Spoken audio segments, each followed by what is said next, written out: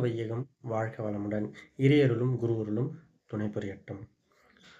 வாழ்க்கை மலர் புத்தகத்திலிருந்து நாள் ஒரு நற்சிந்தனையாக இன்றைய சிந்தனை பிப்ரவரி 22 முழுமை பேறு என்ற சிந்தனையில் சிந்திக்க உள்ளோம். அருள் தந்தை அவர்கள் வடிவமைத்து தந்த அகத்தாய்வு என்ற பயிற்சியில் 4 அங்கங்கள் முக்கியமானது. தியானம், தற்சோதனை, உச்சம் மேம்படுதல், முழுமை பேறு என்று 4ம் முக்கியமாக ஒன்றாக வகிக்கின்றது. இதில் தியானம் செய்கின்ற பொழுது மனம் உயிரின் லயமாக்கப்பட்டு மாய நிலையில் இருக்கக்கூடிய மனதை விலக்கி உயிரினுடைய உண்மை நிலையை விளக்குவதுதான் தியானம் மூலமாக நாம் அறிகின்றோம். அங்கும் இங்கும் அலைந்து திரிந்து கொண்டிருக்கின்ற மனதை ஒரு நிலையாக படுத்துவதுதான் தியானம்.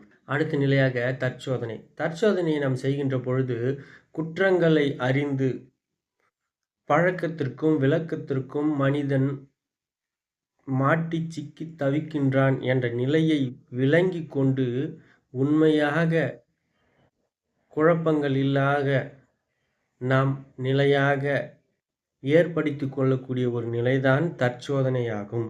அடுத்த கட்டமாக உச்சம் மேம்படுதல். தனக்கும் சமுதாயத்திற்கும் உள்ள தொடர்பை ஆராய்ந்து செயல்பட்டு திறனை தனக்குள்ளாக மேம்படுத்தி கொள்ளக்கூடிய ஒரு திறன்தான் உச்சக்கட்ட பயிற்சி. அதையே தான் பரம்பொருளாக துரியாதீத தவம் மூலம் உணர்வதுதான் முழுமை உச்சக்கட்டம் அடைதல் என்பதை சாமிஜி அவர்கள் உணர்த்தியுள்ளார்கள்.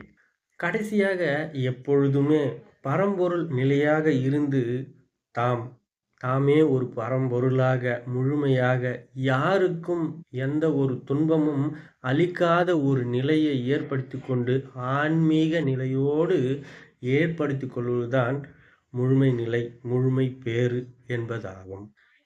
மனிதனுடைய மூலத்தை நாம் அறிந்து கொண்டால் அதுவேதான் உயிர் என்பதை நாம் உணர்ந்து கொள்ளும் பொழுதுதான் அதற்கு மனம் நுண்ணிய அலை இயக்கத்தில் நுணுகி அமைதியான ஒரு நிலைக்கு வர வேண்டும் அல்லவா?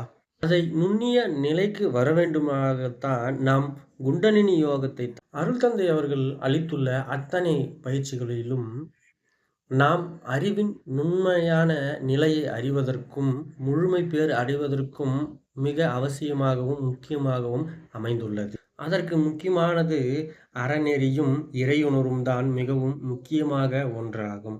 அறநெறி என்பது வாழும் வாழ்க்கை நெறியாகும். ஒழுக்கம், கடமை, ஈகை என்ற 3ம் சேர்ந்த ஒரு உயர்தரமான ஒரு நிலைதான் அறநெறியாகும். ஒரு ரயில் இயங்க வேண்டுமென்றால் 2 தண்டவாளங்கள் முக்கியம். அதுபோலதான் நம் வாழ்க்கை பயணங்கள் சிறப்பாகவும் செம்மையாகவும் அடைய வேண்டுமென்றால் இறை உணர்வும் அறநெறியும் மிகவும் அவசியமான ஒன்று, முக்கியமாக ஒன்றாகும் என்றும் கருதப்படுகிறது. இதையே அருள் தந்தை அவர்கள் தெய்வம் எது என்பதை தெளிவாக அறிந்து முறையாக வணங்கி வழிபட்டால் மனித குலம் வாழ்வாங்கு வாழ வழிவகுக்கின்றது என்பதை உணர்த்துவதுதான் வேதாத்திரியத்தினுடைய முக்கியமான ஒரு பங்காக விளங்குகின்றது. இன்னும் இதை தெளிவான முறையில் நீங்கள் அறிய வேண்டும் என்றால் அனைவரும் அறிவுத்திருக்கோயிலுக்கு சென்று முழுமை பேர் அடைதல் என்பதை பற்றி படிப்படியாக நிலைகளை உணர்ந்து பலவற்றை கற்று நீங்கள் தெளிவான முறையில் முன்னேற வேண்டும் என்பதே இந்த வாழ்க்கையை செம்மையாக்க வேண்டும். இந்த வாழ்க்கை முழுமை பெறவே இந்த வாழ்க்கையை நாம் எப்படி வாழ வேண்டும் என்பதை கற்றுக்கொள்ளவே இந்த வேதாத்திரி மகரிஷி ஐயா அவர்கள் உருவாக்கி தந்த வாழ்க்கை கல்வியை நீங்கள் உணர்ந்து கற்க வேண்டும் என்பதே அடியனுடைய மிகப்பெரிய ஒரு கோரிக்கையாகும்.